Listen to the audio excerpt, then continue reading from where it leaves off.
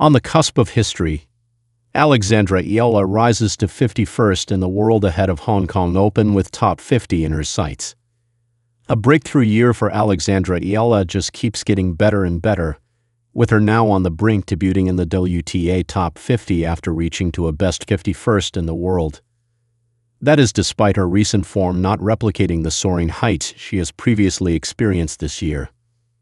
With barely anything to defend in 2025, it is a free hit for the 20-year-old to climb as high as she can in the rankings without having to look behind her with the one-year ranking system.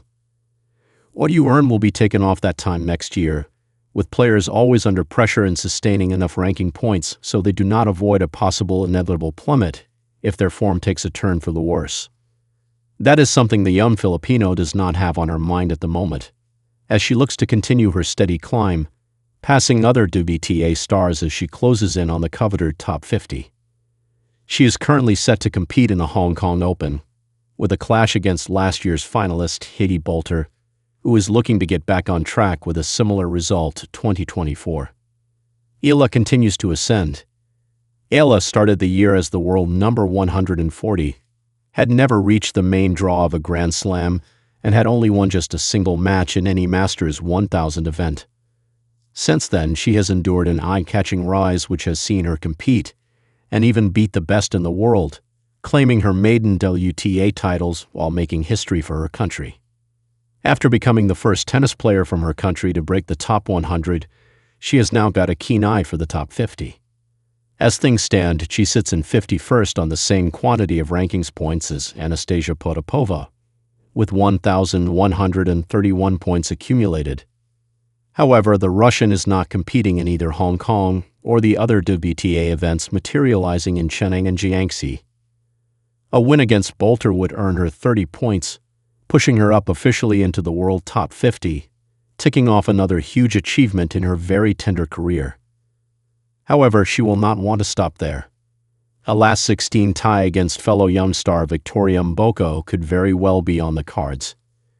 The Canadian is the third seed heading into the tournament and faces off against Aussie Talia Gibson in her opening clash.